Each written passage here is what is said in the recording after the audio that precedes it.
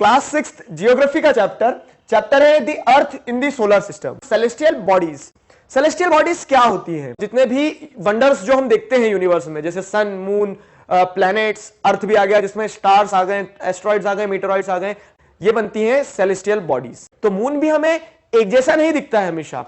क्यों? क्योंकि however the shape of moon keeps changing. कभी हमें पूरा बड़ा सा एक चंद्रमा दिखेगा, बड़ा सा मून दिखेगा, कभी हमें मून दिखता ही नहीं है, कभी छोटे छोटे हिस्सों में दिखता है मून। तो ऐसा क्यों होता है? देखो, तो there are different phases of moon. जब हमें पूरा चंद्रमा इस तरह से दिखेगा उसे हम फुल मून डे कहते हैं, या फिर हिंदी में पूर्णिमा कहते हैं। जब हमें बिल्कुल मून नहीं दिखता, बस एक ऐसी लाइन दिखती है हल्की सी, क्या यहां पे मून होना चाहिए, इसे न्यू मून कहा जाता है या फिर अमावस्या कहा जाता है हिंदी में। ठीक है, देखो पहले फिनोमेना समझा दें आपको। दो चीजें होती है, एक रोटेशन और एक रिवॉल्यूशन। रोटेशन मतलब क्या होता है कि अर्थ खुद घूम रहा है अपने एक्सिस पे, और दूसरा मून अर्थ के आजू बाजू घूमता है और मून अपने एक्सिस पे भी घूमता है। ठीक है, ये दोनों चीजें होती हैं। अब ऐसे क्या होता है, अर्थ किसको घूमता है आजू बाजू? अर्थ सन के आजू बाजू घूमता है। यहां पे जैसे हम सन बनाते हैं, और सन के आजू बाजू कौन घूमेगा? अर्थ। ये अर्थ है, और अर्थ के आजू बाजू कौन घूमेगा? मून। आया ना समझ में? तो अर्थ के आजू बाजू मून घूमता रहेगा और अर्थ जो है वो सन के आजू बाजू घूमता रहेगा। इस तरह से फिनोमिना होता है। सन स्टेशनरी है, सन किसी के आजू बाजू नहीं घूमता है। तो कभी कभी हमें फुल मून दिखता है, कभी कभी हमें न्यू मून, मतलब मून दिखता ही नहीं है। आप सन हो, अब सन है और ये अर्थ है और ये मून है। ठीक है, तो मून जब इधर रहेगा तो क्या होता है, दिन में हमें क्या होता है, मून भी 24 आवर्स में घूमता रहता है ऐसा। ठीक है, मतलब मून 27 डेज में घूमता है। एक पूरा ये चक्कर मून 27 डेज में लगा लेता है। कि अभी मान लो मून यहां पे है और यहां पे नाइट हो रही है इस साइड, तो नाइट में मून जो है हमें पूरा दिखेगा। तो ये क्या हो जाएगा, देखो ये सन था, ठीक है, ये सन था और ये अर्थ है, और अर्थ के इस तरफ है जब मून, तो मून कैसा दिखेगा, हमें पूरा दिखेगा। ये मून है ना, ये मून पूरा दिख रहा है। क्यों? क्योंकि इंडिया में अभी क्या हो रही है, नाइट हो रही है। फिर अगर जैसे घूम के इधर आ जाएगा वापस, तो इंडिया में अब डे हो गया, तो अभी हमें दिन में तो मून दिखता ही नहीं है। ठीक है, क्यों नहीं दिखता? क्योंकि सन का लाइट आ रहा है ना सीधा। अब ये हो गया, मून की अपनी कोई लाइट नहीं होती, मून लाइट रिफ्लेक्ट करता है। अब देखो ये मून मूव करता है, तो मून मूव करके मान लो यहां पे आ गया और इंडिया में वापस रात हो गई है, मून यहां पे आ गया है, तो अब ये वाली पोजीशन हो गई है। ठीक है, ये वाली कि सन ये है, अर्थ ये है, और मून घूम के यहां पे आया है 5 दिनों 6 दिनों के बाद में यहां पे घूम के आ गया। मून हमें अब इस तरह से दिखेगा क्वार्टर में। ठीक है, और मून जब घूम के यहां पे आ जाएगा तो ये सन आप हो, ये मून है और ये अर्थ है, और इंडिया में क्या हो गया, वापस से रात हो गई है, वापस से रात कर दी हमने इंडिया में। तो अभी क्या रहेगा, अब मून इस तरफ तो कुछ भी नहीं है, तो मून बिल्कुल नहीं दिखता है, इस तरह से न्यू मून हो जाता है। आया ना समझ में? ये फिनोमिना रहता है, और मून के फेजेस जो रहते हैं अलग अलग हमें दिखते रहते हैं। But why don't we see them during the day time? हमें दिन में क्यों नहीं दिखती ये सारी चीजें? तो दिन में इसलिए नहीं दिखती है क्योंकि दिन में क्या होता है, ब्राइट सनशाइन होती है। ये इंडिया है, अब ये इंडिया है, तो इंडिया में अभी आप सन हो तो सनरेज डायरेक्ट आ रही है। सनरेज जब डायरेक्ट आएगी तो उस समय पे क्या रहेगा, डे रहेगा। ठीक है, तो उस कारण से हमें क्या है कि सिर्फ सनरेज दिखेगी, बाकी दूसरी चीजें कुछ नहीं दिखेगी। मून कहीं पे भी हो हमें नहीं दिख पाएगा। क्यों? क्योंकि सन की लाइट ज्यादा है। लेकिन जैसे ही रात हो जाती है इंडिया में, अब इंडिया में जब रात हो जाएगी तो अब हमें सन का लाइट नहीं आ रहा। सनलाइट तो अब कहां पे आ रहा है, यूएसए में अभी डे हो रहा है, तो अब क्या होता है, अभी हमें सनलाइट नहीं दिख रहा है। अभी सनलाइट नहीं दिख रहा तो क्या, जो इस साइड पूरा यूनिवर्स तो बहुत बड़ा होता है, तो इस साइड जो हमें मून है, स्टार्स है, वो सारी चीजें दिखना चालू हो जाती है। आया ना समझ? The sun, moon and all those objects shining in the night sky are called celestial bodies. तो सूरज, चंद्रमा और जितने भी ब्राइट शाइनिंग ऑब्जेक्ट्स होते हैं वो सारी चीजें क्या कहलाती है, वो सारी चीजें सेलेस्टियल बॉडी कहलाती है। Some celestial bodies are very big and hot. ठीक है, कुछ सेलेस्टियल बॉडीज बहुत बड़ी होती है और बहुत गर्म होती है, जैसे सन हो गया। तो सन क्या है, एक तरह से बहुत बड़ी सेलेस्टियल बॉडी है। दे have their own heat and light. उनकी अपनी हीट होती है, क्योंकि उनके अंदर गैसेस होती है बहुत सारी, और वो गैसेस क्या करती है, जब आपस में रिएक्ट करती है तो वो आग का एक गोला बन जाती है। ठीक है, और जब वो आग जलती है तो हमें लाइट दिखती है। तो they have their own heat and light, they are known as stars. और इस तरह से स्टार कहा जाता है, जिनकी अपनी हीट और लाइट होती है उन्हें स्टार कहा जाता है। ठीक, अब एग्जांपल गिवन में सन, सन भी एक स्टार है, sun is a star. Then why other stars are not so bright? दूसरे स्टार्स इतने ब्राइट क्यों नहीं दिखते हमें, रात वाले? ठीक है, और उसके बाद में why they are so tiny, why don't we feel their heat? ठीक है, वो इतने छोटे छोटे क्यों होते हैं और उनकी गर्मी क्यों नहीं लगती हमें? तो सिंपल सा रीजन है, रीजन इज डिस्टेंस। अर्थ से सन पास में है, इस कारण हमें वो ब्राइट भी दिखता है, उसकी हीट भी हम फील करते हैं। लेकिन जो दूसरे स्टार्स हैं, ठीक है, वो हो सकता है सन से भी बड़े बड़े, और हैं बहुत सारे स्टार्स ऐसे हैं जो हमें छोटे से दिखते हैं लेकिन वो सन से भी कई गुना ज्यादा बड़े हैं, सन से भी कई गुना ज्यादा बड़े हैं, लेकिन वो हमें छोटे क्यों दिखते हैं? क्योंकि सन और अर्थ का डिस्टेंस देख लो, और वो स्टार कहीं यहां पे है। ठीक है, वो इतना बड़ा है, मान लो इतना बड़ा है, लेकिन वो अर्थ से हमें क्या होगा, बहुत छोटा सा दिखेगा, टाइनी दिखेगा, उसकी हीट हम फील नहीं कर पाएंगे। कारण है डिस्टेंस, सिंपल सा। एग्जांपल के तौर पर जैसे आप aeroplane also looks small when it is flying at the great height. जैसे एरोप्लेन होता है तो एरोप्लेन जब आसमान में उड़ रहा होता है, जब हमें इतना बड़ा दिखता है, ऐसा लगता है उसको जेब में डाल लेंगे हम, लेकिन ऐसा होता है कि हकीकत में नहीं। तो डिस्टेंस पे डिपेंड करती है चीजें, इस कारण से ये डिफरेंस आता है। ठीक है, अभी देखिए मैंने आपको क्या बोला कि सन की तरह हजारों लाखों स्टार्स हैं, करोड़ों स्टार्स हैं। ठीक है, अब ये जो स्टार्स है ना, ये स्टार्स कॉन्स्टिलेशन बनाते हैं, तारामंडल बनाते हैं। वीडियो में हम कॉन्स्टिलेशंस के बारे में पढ़ेंगे। What are constellations? The group of star which forms various patterns, these are called constellations. हमने देखा कि आसमान में क्या होता है, रात में बहुत सारे स्टार्स दिखते हैं हमें। ये स्टार्स मिलके जब एक ग्रुप बनाते हैं, ठीक है, ये स्टार्स मिलके जब अब क्या बनाते हैं, एक स्ट्रक्चर बनाने लगते हैं। ठीक है, किसी ना किसी प्रकार का क्या बनाने लगते हैं, पैटर्न बनाने लगते हैं। तो वो जो पैटर्न बनता है, पैटर्न को हम कॉन्स्टिलेशन कहने लगते हैं, नाम दे दिया जाता है। जैसे हम हिंदू माइथोलॉजी में देखोगे तो अलग अलग राशि होती है ना, अलग अलग राशियां जो होती हैं, तो उन राशियों को क्या किया जाता है, ऐसे जो कॉन्स्टिलेशन बनते हैं उस हिसाब से नाम दे दिया जाता है। सबसे इजीली आइडेंटिफाइबल कौन सा कॉन्स्टिलेशन होता है? उर्सा मेजर, या फिर ग्रेट बियर भी कहा जाता है। उर्सा मेजर 1 2 3 4 5 6 7 स्टार से मिलकर बनता है। हिंदी में से सप्तऋषि भी कहते हैं। ठीक, ये इसका ये जो पॉइंटिंग स्टार होता है ना, जैसे आप ये देखोगे तो ये क्या हो गया, ये एक लाइन हो गई। ये लाइन के बाद में जो पॉइंटिंग स्टार है, इसके ऊपर सीधे जाओगे तो आपको पोल स्टार दिखेगा। ये उर्सा मेजर होता है, ये ग्रेट बियर का स्ट्रक्चर बनाता है, इसीलिए इसे ग्रेट बियर उर्सा मेजर कहा जाता है। ठीक है, फिर एक होता है ओरायन दी हंटर। एग्जैक्ट नहीं दिखते हैं, हम क्या करते हैं, इमेजिन करते हैं। फिर कैसोपिया, लियो मेजर। क्या ध्यान रखना है आपको, the group of star which forms various patterns, these are called constellations. One of the most easily recognizable constellation is सप्तऋषि। सबसे आसानी से जो constellation जिसे हम आइडेंटिफाई कर सकते हैं वो है सप्तऋषि। 1 star, 2 star, 3 star, 4 star, 5 star, 6 star और 7। तो 7 स्टार मिलके क्या बनाते हैं, सप्तऋषि या फिर उषा मेजर जिसे कहा जाता है। और ये जो 7वां स्टार रहता है, ठीक है, जो क्या कर रहा है, जैसे अगर आप देखोगे तो ये तो एक लाइन बन गई, ठीक, और ये जो जहां पे आइडेंटिफाई करने वाला स्टार है, ये आइडेंटिफाई कर रहा है ना, तो इसके ऊपर सीधा देखोगे स्टार, 3 स्टार्स के बीच में, तो ये होता है पोल स्टार, जिसे हम हिंदी में क्या कहते हैं, ध्रुव तारा कहते हैं। ध्रुव तारे को ऐसे पता लगाया जाता है। ठीक है, ये उर्सा मेजर हो गया, ये भी एक क्या हो गया, कॉन्स्टिलेशन हो गया। पोल स्टार के थ्रू फायदा क्या मिलता है वो मैं आपको बताता हूं। In ancient times people used to determine direction during night with the help of stars. उस सेंस में डायरेक्शन पता करने के लिए ये पोल स्टार हमेशा मदद करता है। पोल स्टार जो है वो नॉर्थ डायरेक्शन दिखाता है, क्यों, क्योंकि वो नॉर्थ पोल पे हो, तो ऐसे डायरेक्शन पता लगाया जाता था एंशिएंट टाइम में। ठीक है, the north star in the Saptarishi indicates north pole, तो पहला डायरेक्शन ऐसे पता लगते थे। It is also known as pole star, क्योंकि ये नॉर्थ पोल पे होता है। आगे और देखते हैं इसमें क्या क्या चीजें हैं। तो some celestial bodies do not have their own heat and light. कुछ सेलेस्टियल बॉडीज ऐसी होती है जिनकी अपनी हीट और लाइट नहीं होती है। स्टार्स का हमने क्या देखा, स्टार्स गैस से बनते हैं तो उनकी अपनी हीट अपनी लाइट होती है, लेकिन कुछ सेलेस्टियल बॉडीज ऐसी होती है जिनकी अपनी हीट अपनी लाइट नहीं होती है, वो कहलाती हैं प्लैनेट्स। ठीक है, वो हमें दिखाई कैसे देते हैं, तो they are lit by the light of stars. इधर क्या रहता है, इधर सन रहता है, तो सन की लाइट जब इन पे पड़ती है तो अपने आप दिन और रात होने लगते हैं वहां पे।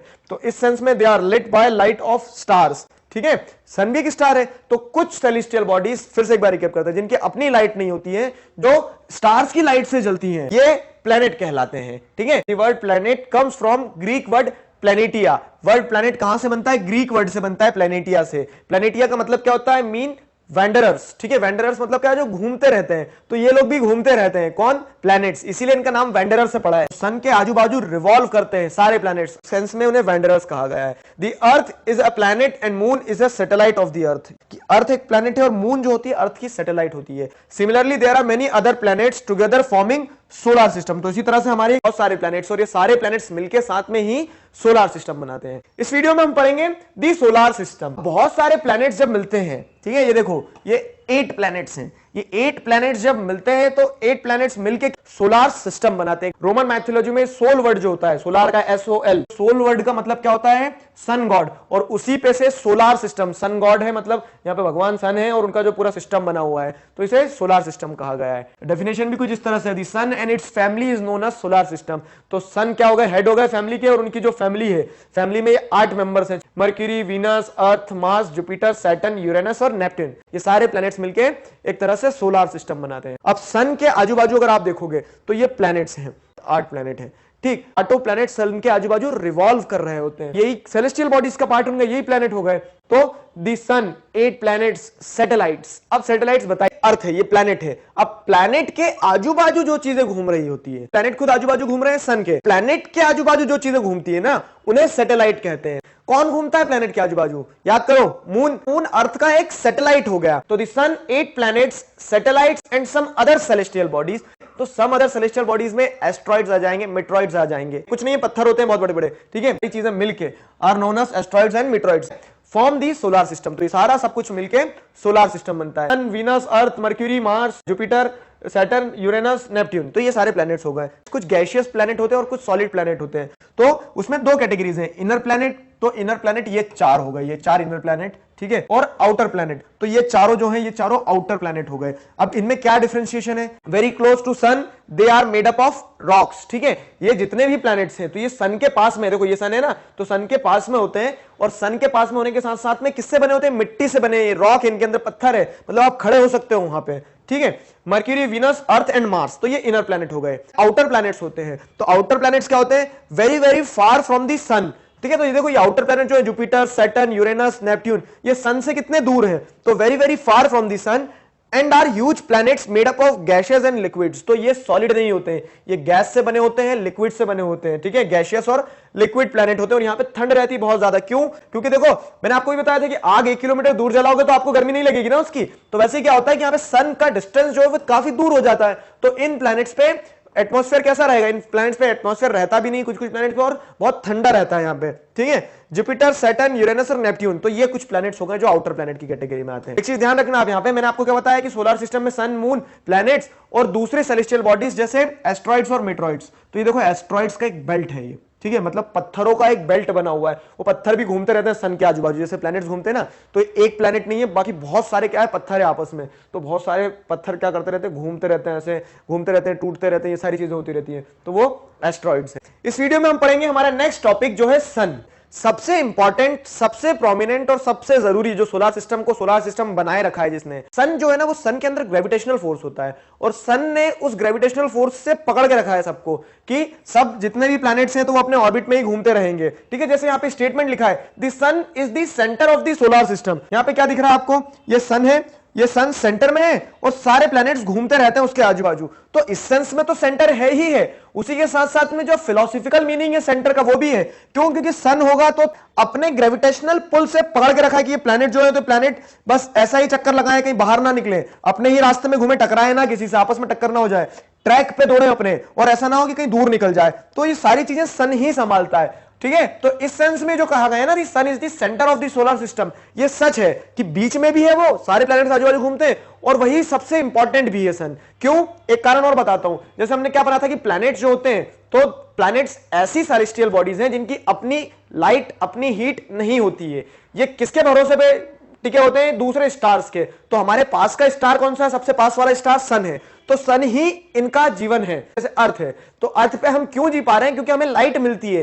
Sunlight is the ultimate source of energy. Sunlight से ही सारे दूसरे, जैसे पेड़ पौधे भी सनलाइट से बढ़, आजकल तो हम सनलाइट से डायरेक्ट इलेक्ट्रिसिटी भी बनाते हैं सोलर पैनल्स वगैरह के थ्रू। तो उस सेंस में सन सच में सेंटर है सोलर सिस्टम का, ठीक है। It is huge and made up of extremely hot gases. It is the ultimate source of heat and light. Earth के लिए और दूसरे प्लैनेट्स के लिए भी it is the ultimate source of heat and light. Light भी वहीं से आना है, उजाला भी वहीं से होगा, और हीट, गर्मी भी वहीं से मिलेगी। जैसे विंटर्स में क्या है? विंटर्स में सबसे ज्यादा जरूरी यही हो जाता है, गर्मी।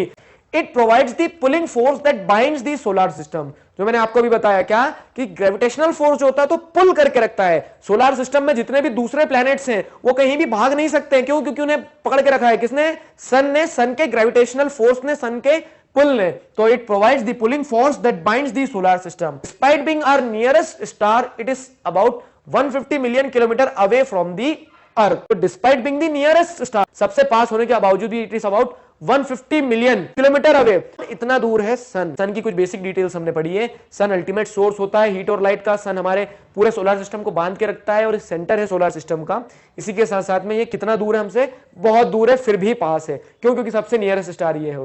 इस वीडियो में हम पढ़ेंगे प्लैनेट्स के बारे में।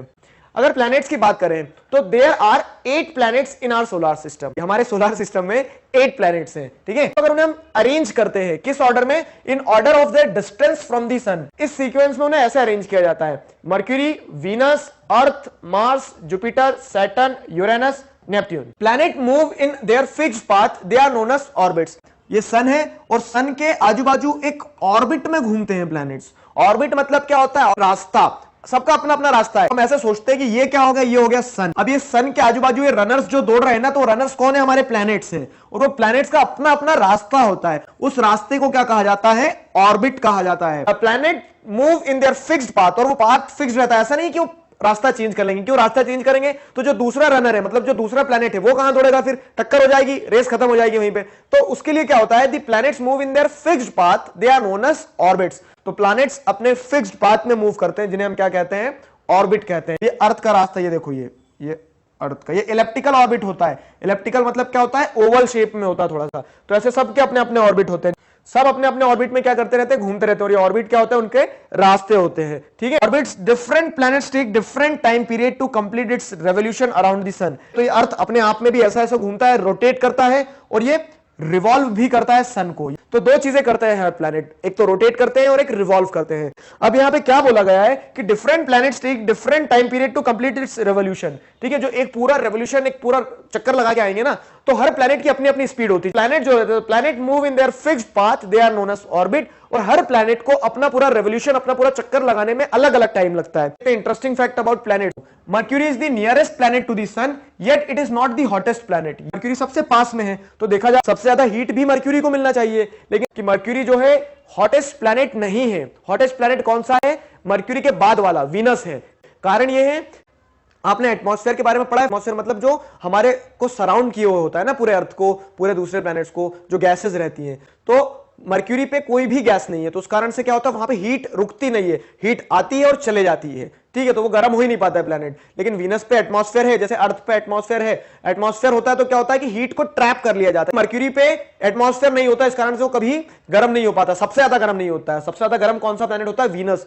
450 डिग्री सेल्सियस अप्रॉक्स, इतना गर्म हो जाता है। अब Venus is considered as Earth twin. किस प्लैनेट को अर्थ ट्विन कहा जाता है? वीनस को। Similarity with the Earth in terms of size and shape. तो साइज शेप अगर देखें तो वीनस का साइज शेप और अर्थ का साइज शेप सेम है लगभग, इसलिए उसे अर्थ ट्विन कहा जाता है। और फिर अगर रोटेशन की बात करें तो वीनस 255 डेज लेता है और अर्थ कितना लेता है? 365 डेज। तो सेंस में हम सबसे ज्यादा सिमिलर वीनस के साथ में, इसीलिए अर्थ ट्विन कहा जाता है वीनस को। In August 2006 International Astronomical Union declared Pluto as draft planet. Draft planet क्या होता है? अभी के लिए मैं आपको समझा देता हूं कि प्लूटो को पहले प्लैनेट में गिना जाता था। प्लूटो को क्या कर दिया था? ड्राफ्ट प्लैनेट डिक्लेयर कर दिया था। ड्राफ्ट प्लैनेट मतलब वो प्लैनेट की गिनती में नहीं आएगा, वो प्लैनेट की तरह है, उसका अपना मास होता है, वो ऑर्बिट में घूमता है, लेकिन उसको प्लैनेट नहीं कंसीडर किया जाता, वो ड्राफ्ट प्लैनेट होता है प्लूटो। 2006 में किसने किया था? International Astronomical union. ये कौन होते हैं? तो ये लोग स्टडी करते हैं पूरे यूनिवर्स की, उनकी स्टडी करने वाली एक ऑर्गेनाइजेशन, एक यूनियन है। Jupiter, Saturn and Uranus have rings around them. तो ये जो रिंग है ना, रिंग बनी होती है पत्थरों से, एस्ट्रॉइड्स और मीटेरॉइड्स से। तो Jupiter, Saturn and Uranus have rings around them, ठीक है। This rings belts of small debris. तो ये रिंग्स क्या होते हैं? छोटे छोटे पत्थर होते हैं, small debris. They may be seen from earth with help of powerful telescope. बहुत ही क्या मैग्नीफाइड ग्लास का कैमरा होता है ना, जिसे जूम करते हैं, तो बहुत ज्यादा इंटेंस जूम कर सकते हो आप किससे? टेलीस्कोप से। इस वीडियो में हम पढ़ने वाले हैं दी अर्थ। अर्थ ही एकमात्र ऐसा प्लैनेट है जहां पर अभी तक लाइफ फॉर्म एग्जिस्ट कर रहा है या फिर लाइफ फॉर्म पाया जा रहा है। आवर प्लैनेट, ठीक है। It is the third nearest planet to the sun. Sun से अगर देखा जाए तो ऐसे जो थर्ड नियरेस्ट प्लैनेट है वो कौन सा है? अर्थ है। अर्थ थर्ड नियरेस्ट प्लैनेट है। It is the third nearest planet to the sun. In size it is the fifth largest planet. अगर साइज में देखा जाए तो साइज में अर्थ जो है वो फिफ्थ लार्जेस्ट प्लैनेट है। देखो सबसे बड़े बड़े प्लैनेट्स अगर हम देखना चालू करें तो ये 1 2 3 4, ये 4 हो गए। फिर अगर हम देखें तो अर्थ क्या है? फिफ्थ लार्जेस्ट प्लैनेट है। में अर्थ जो है वो फिफ्थ लार्जेस्ट प्लैनेट हो गया। और अगर ऑर्डर में देखें सन से, डिस्टेंस फ्रॉम सन से, तो वो थर्ड नंबर पे आता है, ठीक है। It is slightly flattened at the poles. Earth का जो शेप है जियोइड शेप है। जियोइड शेप मतलब क्या है कि फ्लैटेंड एट द पोल्स। तो जैसे ये नॉर्थ पोल है, ये साउथ पोल है, तो पोल्स पे वो flattened. It is described as geoid. Geoid shape है अर्थ का। Clear? Earth supports life. Earth life को क्यों सपोर्ट करता है? क्योंकि यहां पे फेवरेबल कंडीशंस हैं जिसमें जीवन पॉसिबल है, या फिर कह सकते हैं जिसमें जीवन पाया जा सकता है। अर्थ पे लाइफ ऐसे पाई जा सकती है क्योंकि यहाँ पे क्या है, ना तो ये बहुत ज्यादा गर्म है ना ये बहुत ठंडा है, तो ना गर्म ना ठंडा लाइफ फॉर्म पॉसिबल है, ठीक है। तो it is neither too hot nor too cold. It has water and air, यहाँ पे पानी है पीने के लिए जो जरूरी होता है। लाइफ सपोर्टिंग एयर कौन सी है? ऑक्सीजन। ऑक्सीजन इंटेक करते हैं ह्यूमन बींग्स, एनिमल्स। तो ऑक्सीजन जब हम इनटेक करते हैं तो हमारी लाइफ को सपोर्ट करती है एक तरह से। अर्थ पे लाइफ पॉसिबल है, क्यों? क्योंकि फेवरेबल कंडीशन से, ना ज्यादा गर्मी है ना ज्यादा ठंडा है। उसी के साथ साथ में it has water and air, water और एयर होती है, एयर में भी ऑक्सीजन, जिसके कारण लाइफ फॉर्म पॉसिबल है। तो आई होप आपको अर्थ समझ में आया। इन सीक्वेंस 3rd प्लैनेट, साइज में 5th प्लैनेट, ठीक है। हमारा शेप क्या है? जियोइड, ठीक है। तो जियोइड शेप होता है। उसके बाद में लाइफ क्यों सपोर्ट करते हैं हम, वो सारे पॉइंट्स भी हमने देख लिए। स्पेस में से अर्थ को देखने पे आपको दिखेगा कि अर्थ ब्लू है। ब्लू क्यों है?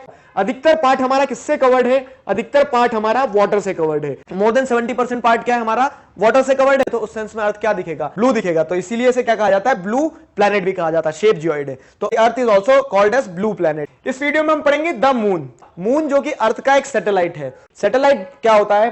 तो moon is the satellite of the अर्थ, ये सेलेस्टियल बॉडी है that moves around the planet. ये प्लैनेट है अर्थ। अब प्लैनेट के आजू बाजू जो मूव करता है, तो प्लैनेट के आजू बाजू मूव करता है वो मून कहलाएगा, ठीक है। It's diameter is only 1/4 that of अर्थ। तो मून जो है ना, मून अर्थ का 1/4 होता है। 1/4 मतलब क्या? कि अगर ये अर्थ है और अर्थ का डायमीटर मान लो 100 किलोमीटर है, एग्जांपल लेते हैं हम, ठीक है। तो मून जो होगा, मून का डायमीटर होगा 25।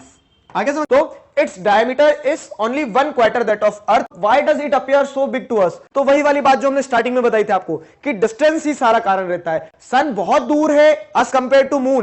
मून से अगर कंपेयर करोगे तो मून क्या है? हमारे पास में, इस कारण से वो छोटा होकर भी बड़ा दिखता है। मून बड़ा क्यों दिखता है? Because it is nearer to Earth as compare to other celestial body. दूसरी सेलेस्टियल बॉडी से अगर कंपेयर किया जाए तो वो बहुत पास है अर्थ के, इसी कारण से। It is about 3,84,000 kilometre. Sun कितनी दूर है?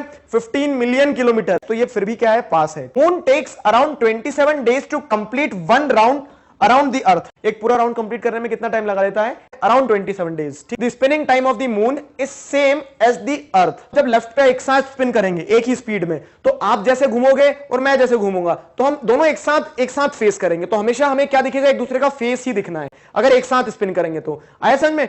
अगर आप देखोगे तो हमें मून हमेशा वैसा ही दिखता है कि कुछ हमेशा शेडो दिखती है मून के ऊपर, ठीक है। जो फुल मून रहता है तो हमेशा फुल मून हमें एक जैसा ही दिखता है ना, क्योंकि दोनों एक ही स्पीड पे घूमते हैं। जैसे 24 आवर्स में दोनों क्या करते हैं? अपना चक्कर कंप्लीट करते हैं, अपनी खुद की स्पिनिंग कंप्लीट करते हैं, ठीक है। एग्जांपल आया ना समझ में कि हम दोनों अगर एक साथ ऐसे घूमेंगे तो हम दोनों को हमेशा क्या दिखेगा? एक दूसरे का फेस ही दिखना है। तो the spinning time of moon is same as the earth. Earth और मून दोनों एक साथ स्पिन करते हैं, एक साथ स्पिन करते हैं। Therefore we always see the same face of moon. इसीलिए हमेशा हमें मून का एक ही फेस दिखता है। मतलब मून को हम जब भी देखेंगे तो हमें वैसे ही दिखता है ना। मून का हमेशा हमें एक ही फेस इसलिए दिखता है क्योंकि मून क्या होता है? मून अर्थ के साथ साथ स्पिन करता है। जब हम स्पिन कर रहे हैं, मून भी स्पिन कर रहा है, और दोनों एग्जैक्ट टाइम पे एक जगह एक जैसा दिखता है, ठीक है। स्पिनिंग टाइम दोनों का सेम होता है, इस कारण से हमेशा हमें मून एक जैसा दिखता है। Why don't we live on the moon? Moon does not have conditions favourable for life. Moon पे वो कंडीशंस नहीं है जिससे लाइफ को सपोर्ट किया जा सके, ठीक है। Moon does not have the conditions favourable for life, ठीक है। It has neither water nor air. ना तो वहां हवा है ना पानी है। Why do we see shadows on the moon surface? ये ब्लैक ब्लैक, ठीक है, शेडोज क्यों दिखते हैं? सनबर्न हो गया क्या मून को? मून को सनबर्न नहीं हुआ है। Moon has mountains, plains and depression on its surface. Shadows है ना, ये शेडोज किस चीज की है? ये जो अलग अलग माउंटेन्स होते हैं, प्लेन्स होते हैं, डिप्रेशन होते हैं, इस चीज की शेडो बनती है कहां पे? मून पर। और वो हमें दिखती है कहां से? अर्थ से।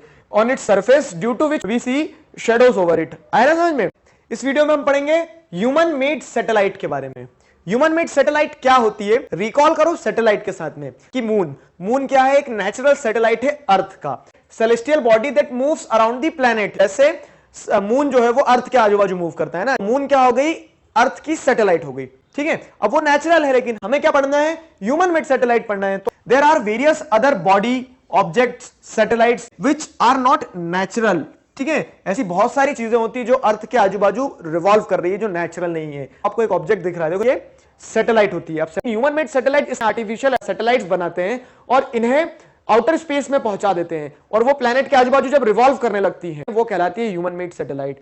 गोल गोल तो इसलिए घूमती कि अर्थ होता है, तो अर्थ की ग्रेविटी होती है, अर्थ की ग्रेविटी से ही मून घूम रहा है, ठीक है। तो वैसे ही अर्थ की एक ग्रेविटी के एक ऑर्बिट में, एक रास्ते पे, एक ट्रैक पे, एक पाथ पे आप क्या डाल देते हो, सैटेलाइट को प्लेस कर देते हो। प्लेस कर दिया तो फिर वो गोल गोल घूमता रहेगा, क्यों? क्योंकि ग्रेविटी उसे कहीं और जाने नहीं देगी, अपने पास आने नहीं देगी, तो वो उसी स्फीयर में घूमते रहता है। Humans launch different satellites into outer space for various purposes such as weather forecasting, study of space in other celestial bodies etc.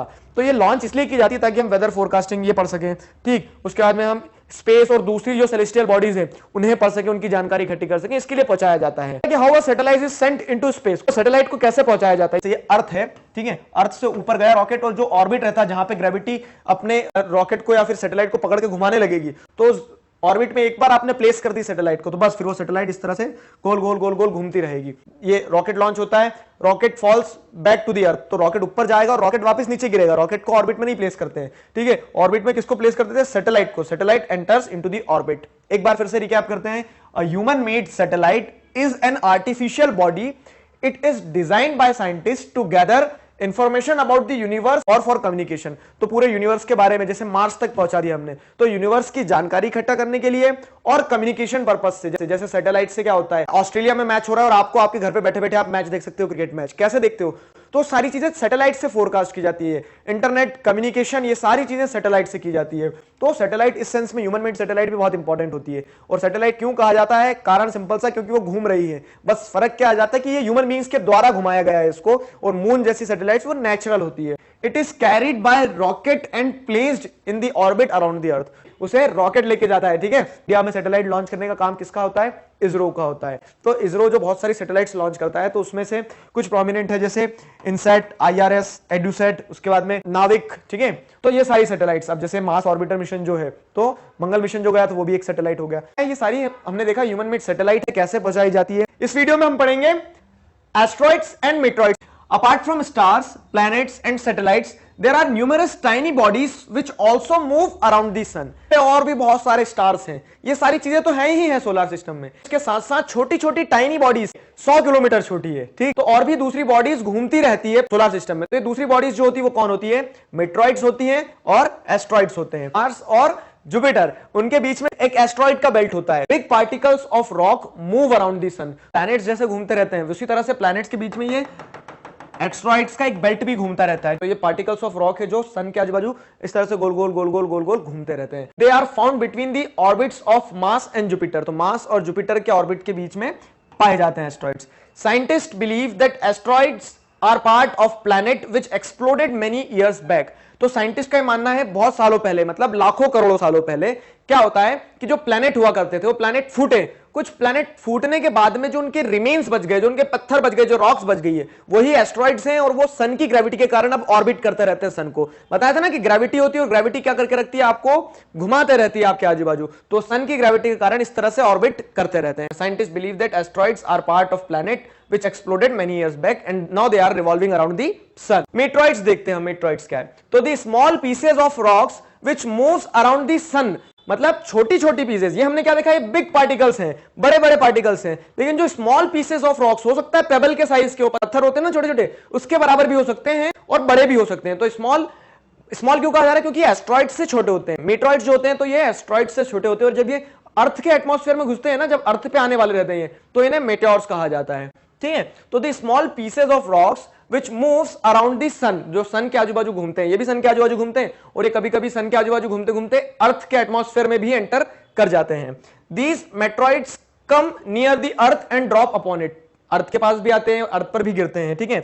Most of the time in this process due to friction with the air they get heated up and burn. Friction क्या होता है? आप ये गाड़ी ला रहे हो, ये road है आपका, अगर छोड़ देते हो रोड पे तो वो हमेशा लुढ़कते हुए जाएगी क्या नीचे? हाँ, अगर ऐसा स्लोप होगा तो नीचे लुढ़कते हुए चले जाएगी। लेकिन अगर बराबर रोड होगा तो वो क्या होगी? थोड़े समय चलेगी और फिर रुक जाएगी। ब्रेक नहीं लगाओगे तो भी रुक जाएगी। कैसे रुक जाती है? अपने आप। तो क्या होता है कि आप जब अपोजिट जाते हो तो फ्रिक्शन होता है। फ्रिक्शन मतलब क्या होता है? घर्षण, ठीक है, हिंदी में घर्षण कहते हैं। तो किसी भी चीज में जब दो चीजों में क्या होता है, एक तरह से फ्रिक्शन होता है, तो अपने आप रुकने लगती है, ठीक है। अपोजिट फोर्स होता है, जैसे अब मैं आगे बढ़ूंगा तो मुझे हवा क्या करेगी? धकाएगी ना पीछे, तो वो फ्रिक्शन हो गया। तो वही चीज यहां पे भी होती है। Most of the time in this process due to friction with the air. अब जब मेट्रॉइड्स क्या है, ऊपर एटमॉस्फेयर स्पेस में से, ये अर्थ है, ऊपर स्पेस पे से अर्थ पे आ रहे हैं, तो ये मीटरॉइड जब ऊपर स्पेस पे से अर्थ पे आएंगे तो उन्हें हवा मिलेगी, हवा जो मिलेगी तो फ्रिक्शन, हवा रोकने की कोशिश करेगी, तो वो हवा और स्पीड, मतलब बहुत स्पीड में और हवा है यहाँ पे, तो उस हवा के कारण क्या होता है, वो अपने आप बर्न अप हो जाते हैं, अपने आप जल जाते हैं। तो जब पत्थर नीचे आता है ना तो वो जल जाता है, बर्न हो जाता है,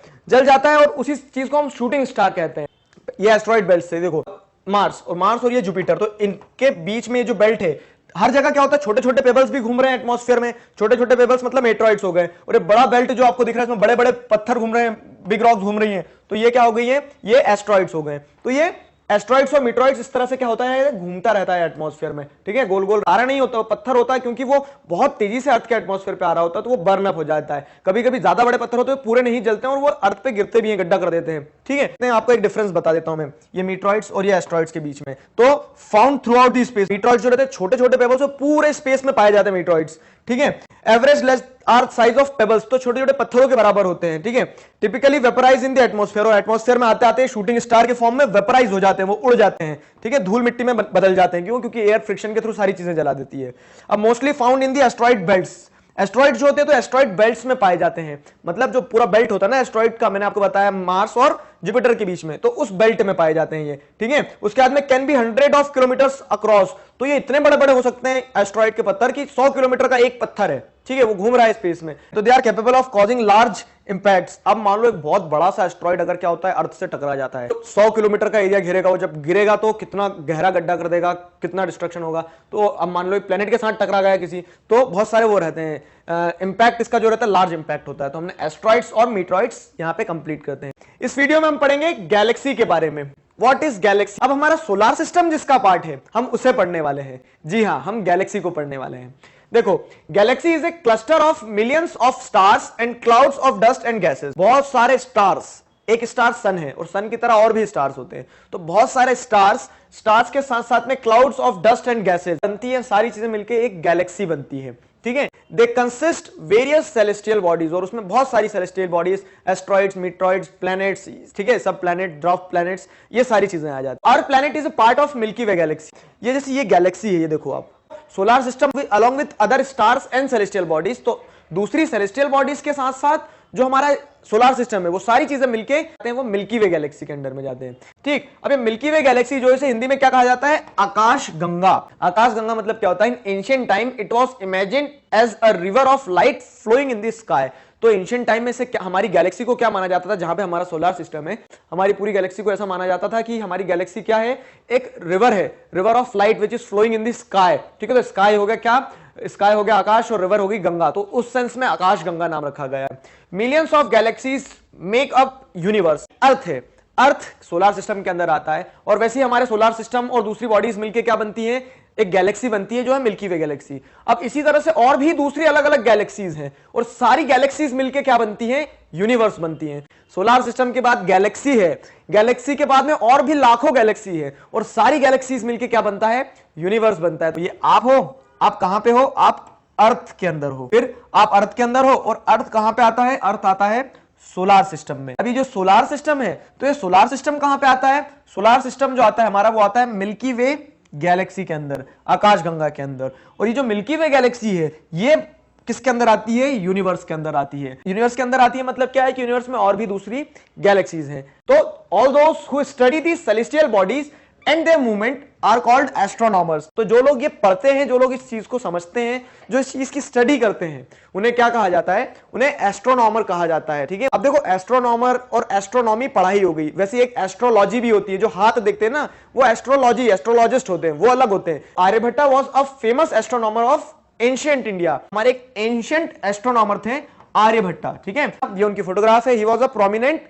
एंशिएंट एस्ट्रोनॉमर पुराने समय में। Light travels at the speed of about 300,000 kilometre पर सेकंड, 3 लाख किलोमीटर, 300,000 किलोमीटर पहुंच जाती है, इतनी स्पीड से ट्रैवल करती है। लेकिन उसके बावजूद भी सन से अर्थ तक आने में लाइट को कितना समय लग जाता है, लाइट को समय लग जाता है 8 मिनट्स, ठीक है। Yet even with this speed the light of the sun takes about 8 minutes, लगभग 8 मिनट लग जाते हैं टू रीच दी अर्थ। अब सोच लो कि डिस्टेंस कितना होगा, जबकि हर सेकंड लाइट कितना कवर कर रही है, 3 लाख किलोमीटर्स कवर कर रही है, फिर भी उसके बावजूद भी नियर अबाउट 8 मिनट्स लग जाते हैं लाइट को सन से अर्थ तक आने में। तो इससे आपको क्या समझ में आया कि कितना ज्यादा डिस्टेंस है। Neil Armstrong was the first man to step on the surface of moon on 21 July 1969। ठीक है, नासा ने इन्हें पहुंचाया था, यूएस एस्ट्रोनॉमर है इन्होंने।